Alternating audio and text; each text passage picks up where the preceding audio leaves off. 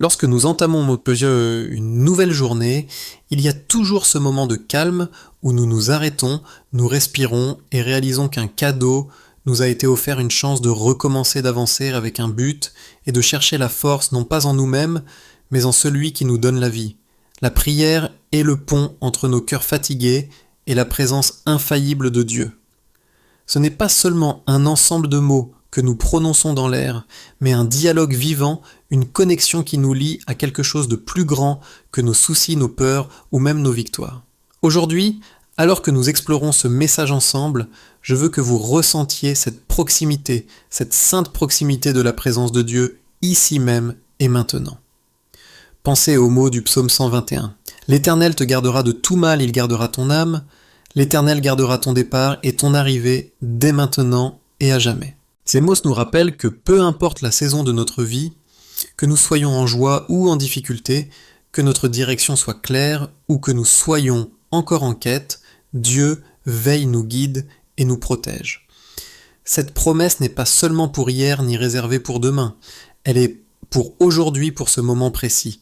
C'est pourquoi la prière est si puissante, elle nous ancre dans le présent, tout en nous orientant vers l'espérance éternelle. Peut-être vous êtes-vous réveillé aujourd'hui en vous sentant accablé, incertain de la manière de gérer les fardeaux qui vous attendent. Peut-être portez-vous le poids de responsabilités que personne d'autre ne comprend pleinement ou vous sentez-vous ignoré dans vos épreuves. La prière vous ouvre une porte pour mettre ces choses-là en lumière. Lorsque vous parlez honnêtement à Dieu, vous ne parlez pas à quelqu'un de lointain ou de détaché, mais à un Père qui connaît votre cœur mieux que vous-même. Dans les Proverbes 27, 17, il nous est dit, comme le fer aiguise. Le fer a ainsi, un homme aiguise le visage de son ami. Tout comme nous sommes fortifiés par des amis qui nous soutiennent dans la prière, nous aiguisent en nous connectant à la sagesse, à l'amour et à la direction du divin. Un guide, une protection et une source de sagesse. La vie dans notre monde moderne nous pousse souvent à être en mouvement constant, les échéances, les responsabilités, le bruit et les distractions.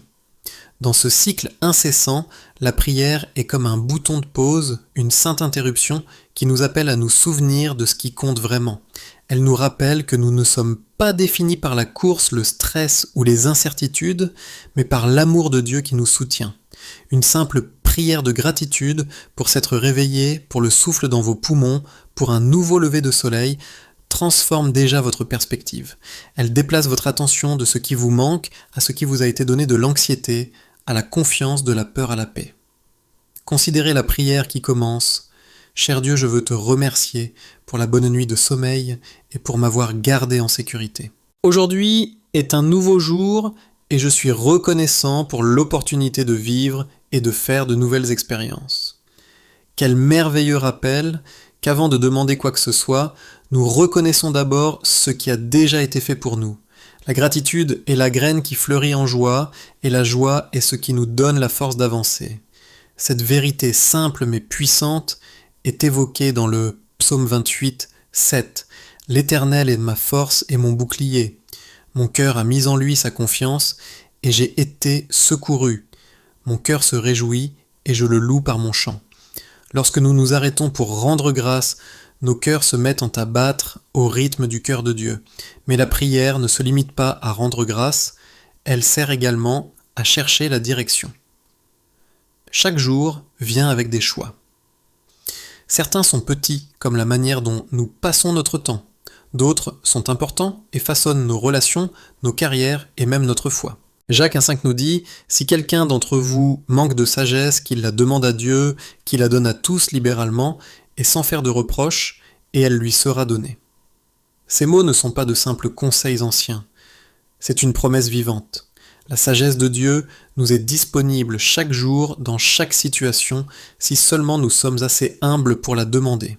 Imaginez à quel point nos journées pourraient être différentes si au lieu de nous y précipiter avec inquiétude ou autosuffisance, nous commencions par demander « Seigneur, donne-moi la sagesse de prendre de bonnes décisions aujourd'hui. » La prière nous fortifie également contre les batailles invisibles que nous affrontons.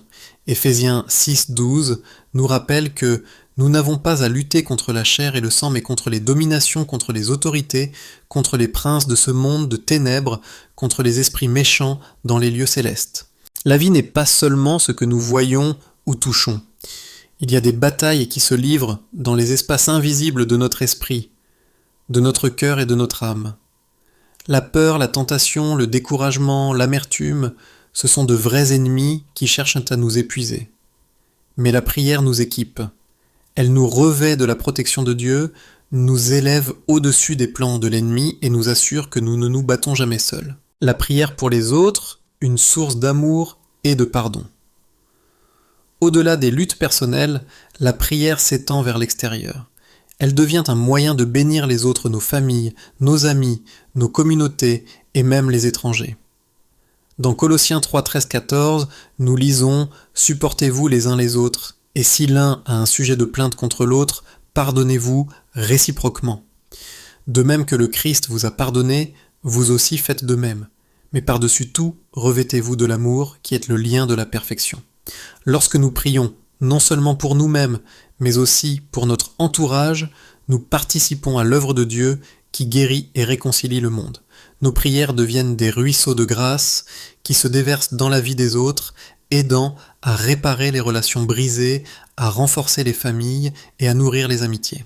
C'est là la beauté de la prière, elle est à la fois profondément personnelle et profondément communautaire. Lorsque vous priez, vous ne parlez pas seulement pour vous-même, mais vous tenez aussi dans la brèche pour ceux qui ne savent peut-être pas encore comment prier, pour ceux qui sont trop fatigués pour prier, ou pour ceux dont les voix se sentent réduites au silence par le chagrin. Vous devenez un intercesseur, portant les besoins des autres au cœur de Dieu, qui écoute avec une compassion infinie. Transformez le quotidien en offrande. Alors que nous nous préparons à entrer au cœur de ce message, portons cette vérité. La prière n'est pas un rituel à cocher, ni un dernier recours désespéré. C'est un lien vital quotidien, un flux constant de conversation entre vous et Dieu. C'est là que la gratitude et la confiance grandissent, que la sagesse est accordée, que la protection est assurée, et que l'amour déborde dans la vie des autres. Et dans ce voyage, vous n'êtes jamais seul. Dieu est avec vous, veillant sur vos pas, guidant votre chemin et remplissant votre cœur d'une paix qui surpasse toute compréhension. Alors laissez votre cœur être tranquille un instant, laissez le bruit s'estomper et permettez à cette vérité de prendre racine. Vous êtes aimé, vous êtes entendu et vous êtes tenu. C'est le point de départ. À partir de là, nous irons plus en profondeur dans la richesse de la prière, dans les promesses, l'encouragement et l'espérance que Dieu vous offre aujourd'hui. La prière transforme les cœurs et les circonstances. Lorsque nous ouvrons nos cœurs dans la prière, quelque chose de remarquable se produit. Les moments ordinaires de notre journée deviennent sacrés. Le simple fait de remercier Dieu pour le souffle, pour la sécurité pendant la nuit et pour l'opportunité d'entamer une nouvelle journée donne le ton à tout ce qui suit. La gratitude élève notre vision des problèmes qui nous accablent aux bénédictions qui nous entourent. Elle nous rappelle que peu importe à quel point nos débuts peuvent sembler modestes, chaque jour est une toile que Dieu lui-même peint avec de nouvelles miséricordes. Alors que la prière commence par « Cher Dieu, je veux te remercier pour la bonne nuit de sommeil et pour m'avoir gardé en sécurité. Aujourd'hui est un nouveau jour et je suis reconnaissant pour l'opportunité de vivre et de faire de nouvelles expériences. » On nous enseigne en douceur que le premier mouvement de l'âme chaque matin devrait être la gratitude, car la gratitude aligne notre esprit avec la bonté de Dieu. Mais la gratitude n'est pas une fin, elle est le commencement de la foi. Lorsque vous remerciez Dieu pour ce qu'il a déjà fait, votre cœur devient prêt à lui faire confiance pour ce qu'il a encore à faire. Pensez au psaume 121, « Il ne permettra point que ton pied chancelle, celui qui te garde ne sommeillera point. Voici, il ne sommeille ni ne dort, celui qui garde Israël. » Le Dieu qui vous a gardé en sécurité pendant que vous vous reposiez est le même Dieu qui guidera vos pas tout au long de la journée. Cela nous donne du courage car même lorsque des défis se présentent, nous savons que nous ne les affrontons pas seuls. La vie a une manière de nous surprendre. Mais il y a des jours où tout semble aller sans accroc, où la joie et la paix nous entourent comme la lumière du soleil. Puis il y a des jours où des difficultés inattendues nous frappent de plein fouet, un mot blessant, un plan brisé, une responsabilité écrasante. Dans ces moments-là, la prière devient plus que de simples mots, elle devient notre bouée de sauvetage. Prier, c'est reconnaître que nous ne sommes pas autosuffisants, que nous avons besoin de sagesse, de force et de courage plus grands que les nôtres. Jacques 1,5 nous rappelle cette vérité. Si quelqu'un d'entre vous manque de sagesse, qu'il la demande à Dieu, qu'il la donne à tous libéralement et sans faire de reproches, et elle lui sera donnée. Quelle promesse réconfortante! Dieu ne nous fait jamais honte de demander, ne nous refuse jamais lorsque nous venons à lui sincèrement. Au lieu de cela, il déverse généreusement sa sagesse, nous équipant pour faire face à chaque décision avec discernement. N'est-ce pas que nous désirons tous, dans notre vie quotidienne, prendre les bons choix, discerner le chemin qui mène non pas au regret, mais à la croissance, à la paix et à la bénédiction. La prière est la clé qui débloque cela. Considérez le nombre de décisions que nous affrontons en une seule journée. Quel mot dire à un collègue? Comment gérer un désaccord avec un être cher? Comment réagir au stress, au travail? Comment prioriser notre temps? Chaque choix a un poids façonnant non seulement notre journée, mais aussi notre caractère. Lorsque nous commençons notre journée par la prière, nous remettons en substance ces choix à Dieu en disant « Seigneur, guide-moi, afin que mes paroles t'honorent, que mes actions reflètent ton amour et que ma vie glorifie ton nom. » Mais la prière ne concerne pas seulement les décisions, elle concerne aussi la protection. Nous vivons dans un monde rempli de tentations, de distractions et de batailles spirituelles qui restent souvent invisibles. Éphésiens 6,12 nous rappelle « Car nous n'avons pas à lutter contre la chair et le sang, mais contre les dominations, contre les autorités, contre les princes de ce monde de ténèbres, contre les esprits méchants dans les lieux célestes. » Parfois, les défis auxquels nous sommes confrontés ne concernent pas seulement les gens difficiles ou les circonstances stressantes, mais une opposition spirituelle plus profonde. La prière devient notre armure, notre bouclier et notre défense. Lorsque nous prions « Seigneur, protège-moi de l'influence du mal et aide-moi à résister à la tentation de mal faire », nous reconnaissons à la fois la réalité de la lutte et la réalité de la puissance de Dieu pour nous garder en sécurité. Pensez à la fréquence à laquelle nous sommes tentés de céder à la colère, tentés de prendre des raccourcis, tentés de perdre espoir, tentés d'agir égoïstement. La tentation est subtile, elle ne vient pas toujours avec des lumières clignotantes et des avertissements bruyants. Parfois elle vient tranquillement dans de petits compromis, dans des excuses que nous nous racontons. Mais par la prière, nous sommes fortifiés pour résister. Tout comme Jésus lui-même a prié dans le jardin de Gethsémanée, demandant que la volonté du Père soit faite, nous aussi nous pouvons prier pour que la force de Dieu aligne nos désirs sur sa vérité. Et chaque fois que nous prions de cette manière, nous ne faisons pas seulement que résister au péché, nous choisissons la liberté, la prière pour les autres et le travail. Cependant, la prière ne s'arrête pas à nous-mêmes. Elle s'étend au-delà de nos propres besoins dans la vie de ceux que nous aimons. Dans le psaume 28, 7, nous lisons « L'Éternel est ma force et mon bouclier. Mon cœur a mis en lui sa confiance et il m'a été secouru. » Quelle joie de ne pas seulement faire confiance à Dieu pour nous-mêmes, mais aussi pour nos familles, nos amis et nos communautés. Lorsque nous prions pour nos proches, nous les plaçons sous les soins de Dieu, lui demandant d'être leur force, leur bouclier, leur joie. Prier pour les autres approfondit notre compassion, nous rappelant que l'amour n'est pas égocentrique, mais altruiste. Pensez un instant à votre famille. Les familles ne sont pas parfaites. Elles sont composées d'êtres humains qui se déçoivent parfois. Il y a des désaccords, des malentendus et des blessures qui persistent. Mais Colossiens 3 nous donne le remède, supportez-vous les uns les autres, et si l'un a un sujet de plainte contre l'autre, pardonnez-vous réciproquement. De même que le Christ vous a pardonné, vous aussi faites de même. Mais par-dessus tout, revêtez-vous de l'amour qui est le lien de la perfection. Lorsque nous prions pour nos familles, nous ne demandons pas seulement des bénédictions, mais aussi la grâce de vivre ces mots. Pardonnez quand c'est difficile, être patient quand nous nous sentons fatigués, aimer quand l'amour semble coûteux. C'est pourquoi la prière est transformationnelle, elle ne change pas seulement les circonstances, elle change les cœurs. Vous pouvez prier pour l'unité dans votre famille, et Dieu peut commencer par adoucir votre propre cœur, vous donnant le courage d'être le premier à pardonner, le premier à tendre la main, le premier à montrer de l'amour. Vous pouvez prier pour un ami, et Dieu peut vous inciter à lui envoyer un message d'encouragement ou à lui offrir une oreille attentive. Les Proverbes 27, 17 nous rappellent « Comme le fer aiguise le fer à ainsi, un homme aiguise le visage de son ami ».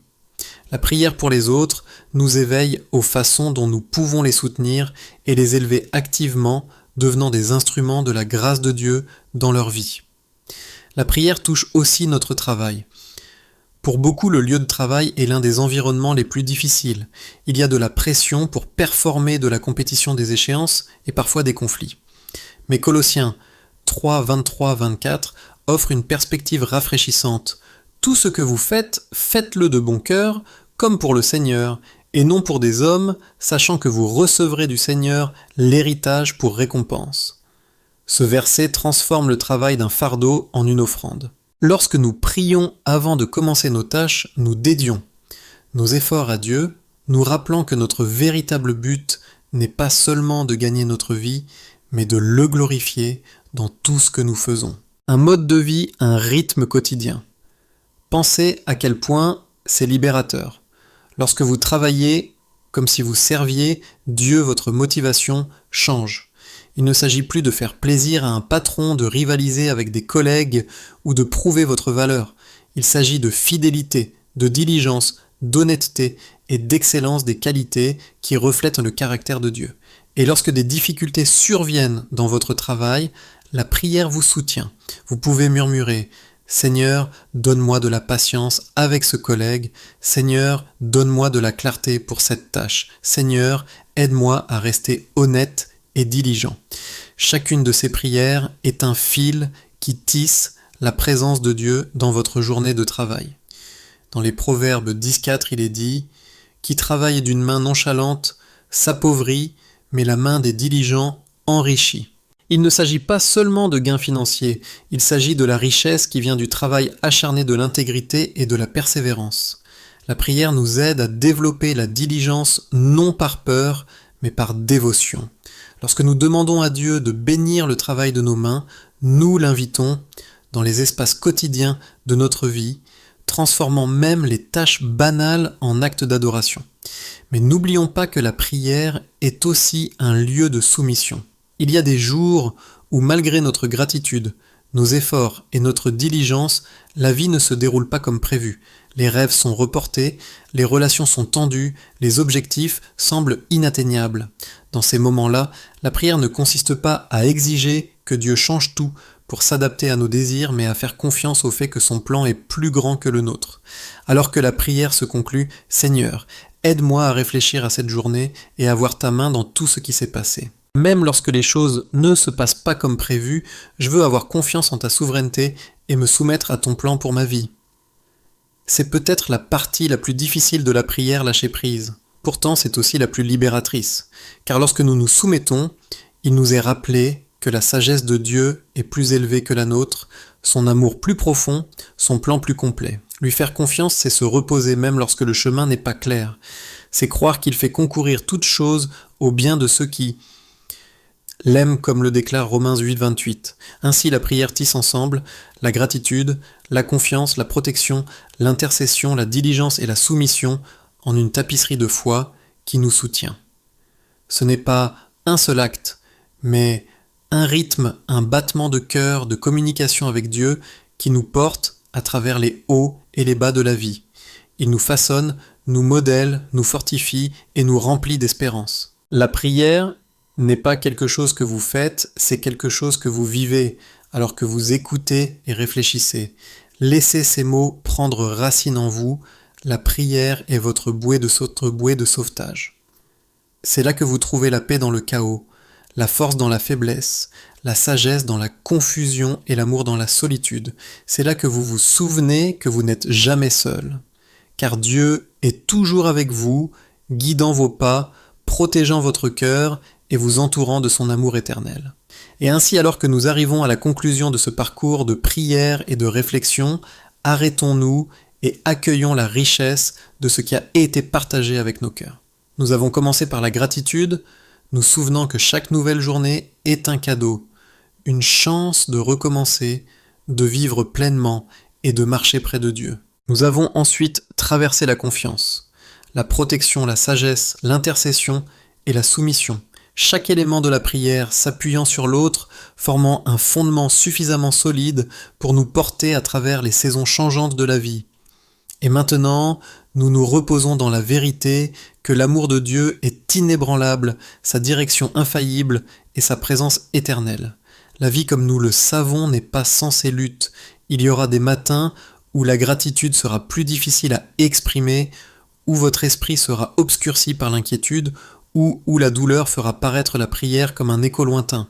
Mais c'est précisément dans ces moments-là que la prière est la plus puissante, non pas à cause de la perfection de nos mots, mais à cause de la fidélité de celui qui les entend. Le psaume 34, 18 nous rappelle « L'Éternel est près de ceux qui ont le cœur brisé, et il sauve ceux qui ont l'esprit abattu. Même lorsque votre voix tremble, Dieu est proche. Même lorsque votre force faiblit, sa force est suffisante. » Et ainsi, le premier encouragement que je vous laisse est le suivant: ne sous-estimez jamais le pouvoir de la plus simple des prières. Un murmure de « Merci Seigneur » au réveil, une supplication de « Aide-moi Père » au milieu de la journée, un calme « Sois avec moi » lorsque vous fermez les yeux la nuit. La prière n'a pas besoin d'être longue, éloquente ou remplie de mots parfaits. Ce qui compte, c'est qu'elle soit réelle, qu'elle coule de votre cœur vers le sien. L'authenticité de la prière compte beaucoup plus que sa longueur. Deuxièmement, rappelez-vous que la prière ne consiste pas seulement à demander, mais à écouter. Trop souvent, nous versons nos cœurs à Dieu et nous nous éloignons ensuite, sans jamais nous arrêter, pour entendre sa voix douce et calme. Pourtant, la prière est un dialogue, une conversation. Parfois, ces réponses viennent à travers les Écritures, d'autres fois à travers un sentiment de paix dans votre esprit et souvent à travers le déroulement tranquille des événements qui révèlent sa main à l'œuvre.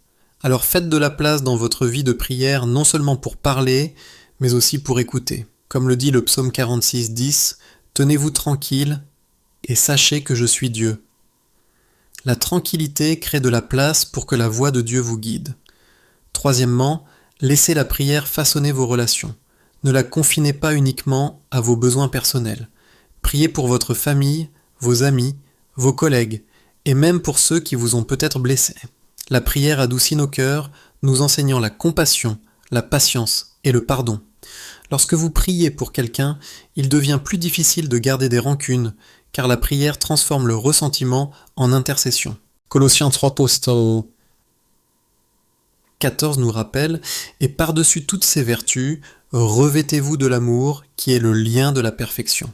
Alors que vous priez, laissez l'amour être le fil qui unit vos relations, les rendant plus fortes et plus durables. » Quatrièmement, portez la prière dans votre travail et vos responsabilités quotidiennes. Laissez-la être la force tranquille qui anime votre diligence, votre honnêteté et votre créativité. Rappelez-vous Colossiens 3, 23, 24, « Tout ce que vous faites, faites-le de bon cœur, comme pour le Seigneur, et non pour des hommes. » Lorsque vous dédiez votre travail à Dieu, aucune tâche n'est trop petite, aucun devoir trop insignifiant. Même l'ordinaire devient sacré lorsqu'il est fait avec amour et fidélité. Et lorsque des difficultés surviennent dans votre travail, lorsque la pression monte, ou que des conflits font surface, la prière vous stabilise, vous rappelant que votre valeur n'est pas définie par des titres, des salaires ou de la reconnaissance, mais par votre fidélité à Dieu. Cinquièmement, laissez la prière vous apprendre la soumission. Il y aura des saisons où vos prières sembleront rester sans réponse, où les portes resteront fermées, ou où votre chemin semblera incertain. Dans ces moments-là, la soumission ne signifie pas abandonner. Elle signifie placer votre confiance dans la sagesse et le timing de Dieu. Elle signifie croire en Romains 8, 28, « Nous savons du reste que toutes choses concourent au bien de ceux qui aiment Dieu, de ceux qui sont appelés selon son dessein. » Ayez confiance que même dans le silence, Dieu est à l'œuvre. Même dans les retards, il vous prépare. Même dans les difficultés, il vous façonne en quelqu'un de plus fort, de plus sage et de plus compatissant. Et enfin, laissez la prière vous ancrer dans l'espérance. L'espérance est la lumière qui nous fait avancer, même dans la nuit la plus sombre. C'est l'assurance que peu importe ce que nous affrontons, Dieu est avec nous, pour nous et en nous. Lorsque vous priez, vous alimentez cette espérance, vous vous rappelez que l'histoire n'est pas finie, que demain peut être plus lumineux, que la guérison et la restauration sont possibles. Jérémie 29:11 déclare « Car je connais les projets que j'ai formés pour vous, dit l'Éternel, projet de paix et non de malheur, afin de vous donner un avenir et de l'espérance. » Cette promesse n'est pas vide, elle est le battement de cœur de l'amour de Dieu pour vous. Alors que vous quittez ce moment de prière et de réflexion, emportez avec vous cette vérité, et la prière n'est pas seulement quelque chose que vous faites, c'est quelque chose que vous vivez.